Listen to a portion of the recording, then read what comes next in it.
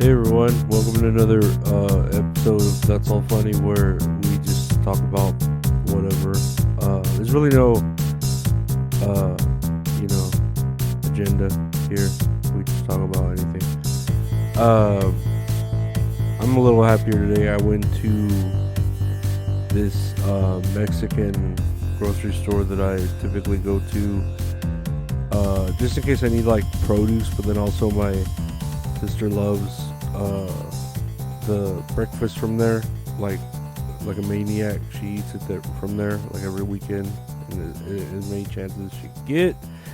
And I saw this tall girl that typically doesn't work in the diner there again, and very tall. She looks young. She probably look like, and I don't know, young. I'm not saying young like fucking jailbait, but like I'd say at least 20, you know. And she's tall, and she's got like a nice athletic physique, and I'm just like, man, like, but she has like that foreign off the boat voice, so I don't know if she'd be down. And then also like I feel real like fat right now, so I feel like I don't have any game to spit at all. But I went for a walk yesterday, so look out, like I'm coming up again. Oh boy, I'm gonna lose some weight. You mothers lock your daughters. All right. Uh so yeah, that was my event for the day. Uh and then the other day I watched the Spider-Verse movie, the second one. It was really good. Very good art. I don't know why uh people don't talk about it more. They tried to nitpick on things like trans posters or something when it was like a really good piece of animation, really good story. Yeah, it sucks that it's just like one half of a, story essentially. Like it doesn't end very, it ends on a rowdy cliffhanger, so it's kind of shitty. But whatever. It kind of reminds me of Infinity War and Endgame, where I guess we didn't know it was going to be two parts. I don't know. Whatever. Let's talk about the news. I got a couple of bits of news here. Let's see. Here's a headline: Appointment of trans woman as boss of womb charity, worrying and insulting. And I saw a little bit of this on Twitter. Uh, people were kind of like talking shit about it, and I could see why. Endometriosis South Coast faced backlash on Monday after appointing 71-year-old trans rights activist Steph Richards, who has repeatedly clashed with feminist campaigners, as its chief executive. And yeah, it's very what's the word?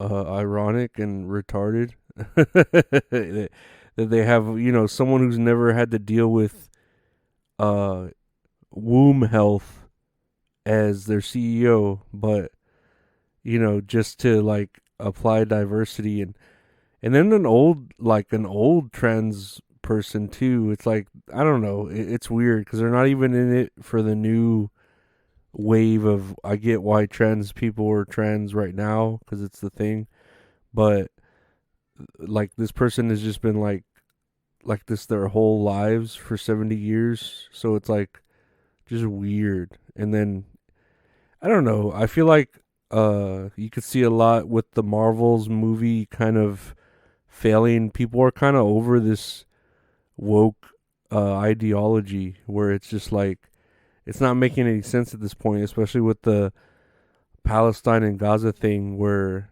they're like wanting pro rights, but or pro, they say they want pro life for like Palestine or something, but Palestine wouldn't give a shit about these women or these trans or gays or anything because their religion like dictates it that those people would like get stoned to death or something.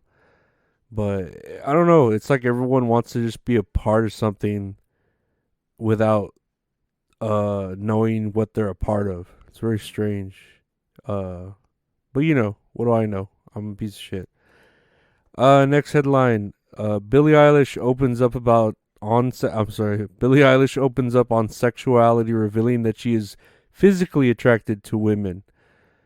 And I mean, yeah, I get it, dude. I've always said, and the a woman's body is a work of art, and a man's body is just a tool. So I could see why you'd be sexually attracted to female bodies while liking your opposite gender or whatever. Uh, yeah. So I know there's a term for it. There's some stupid made up term where you're like physically attracted to certain types and not, you know what I mean? Like you're even though they're your same gender. There's a stupid term. There are terms for everything now. But also I know she was getting backlash for saying that like men don't get the same criticism on their bodies as women do. And it's just like that's just silly. Like I talk shit about my body. I talk shit about wrestlers' bodies all the time. Like I know the world talks shit about a man's wrestler's body, dad bods, and all that. Like nah, don't say that. That's just silly. Uh, I feel like women just take it more uh offensively than men do. I'm not that men don't get offended, but if you make fun of a man on the internet for his body, no one's gonna like say anything. But if you make fun of a woman's body, you're gonna be fucking bombarded with other people saying, "Well, no, women's have the right, and you should be, you should be a copy sheet,"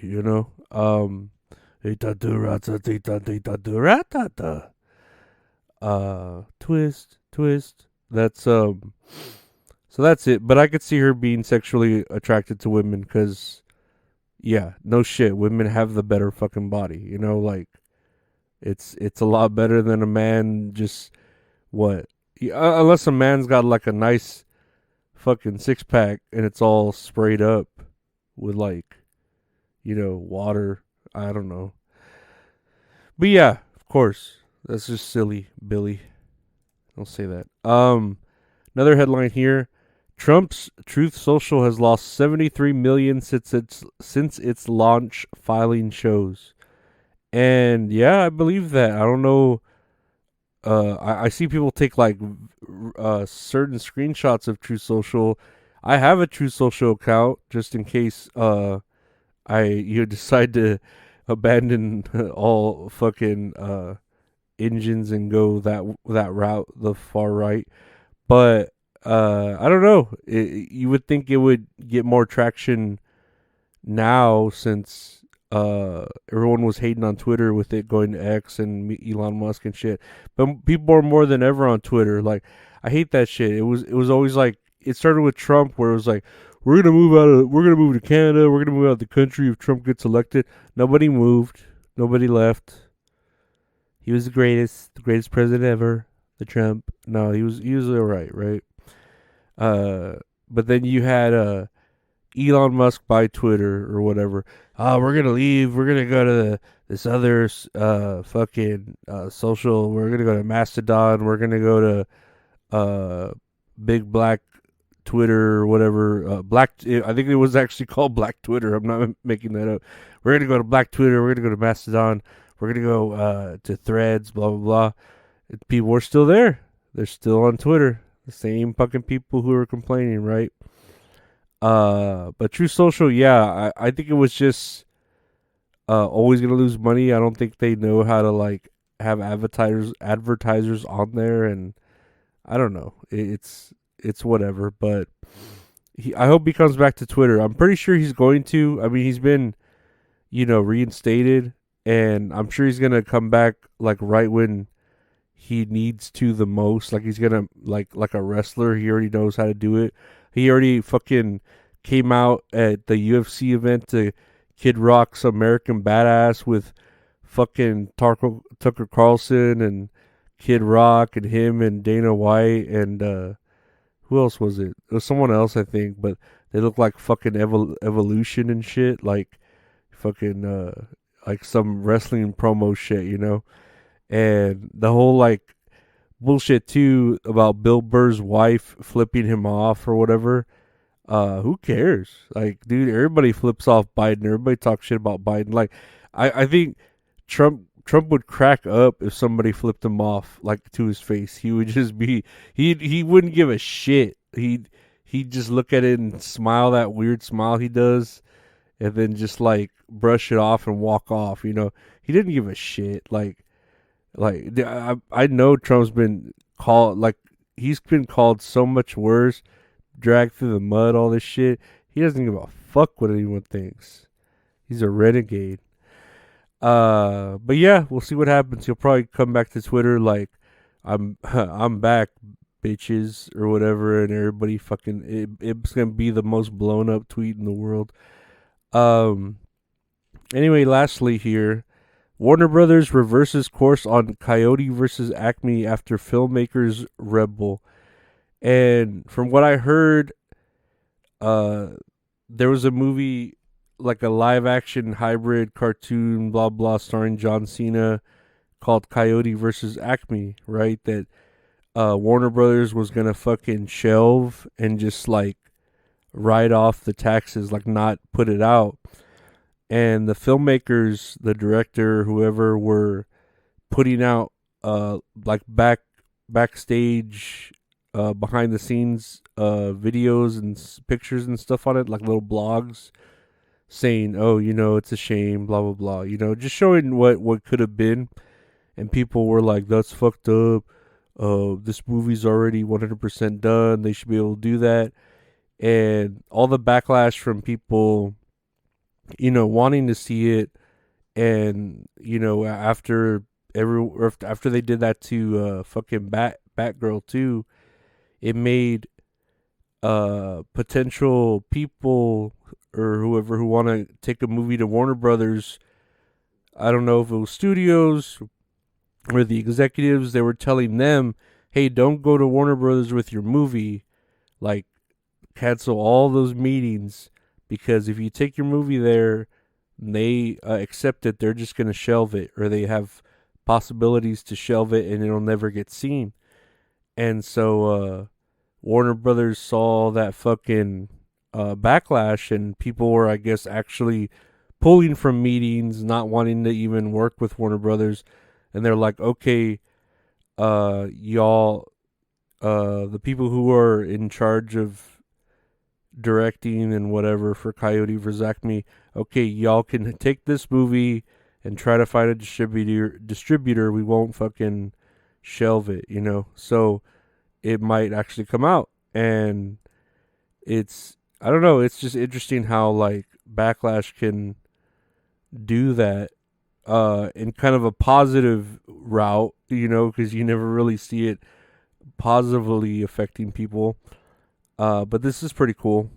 I hope it's good, because if it sucks, the people are gonna just be like, "What, we fucking fought for this?"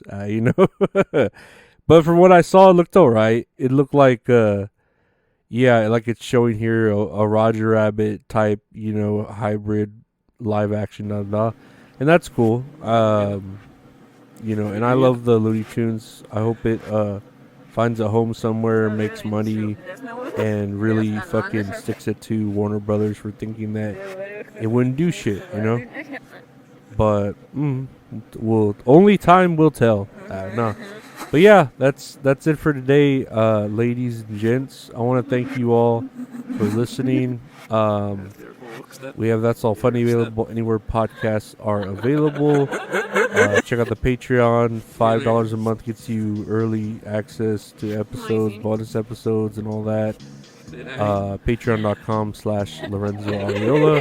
Check us out on YouTube, youtube.com/@Lorenzo Ariola. And I think that's it. But yeah, I want to thank my patrons for being, supporting the podcast. And yeah, duh. And also, if you want to fucking buy some merchandise or commission some great art, check out retrohorrorinc.com. Great art from a great artist at retrohorrorinc on Instagram.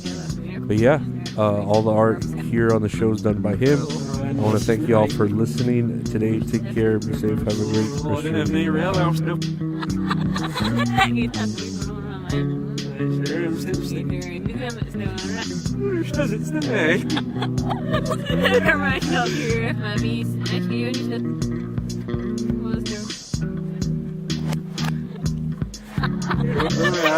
Hier, joh. Oh, die is vijfste.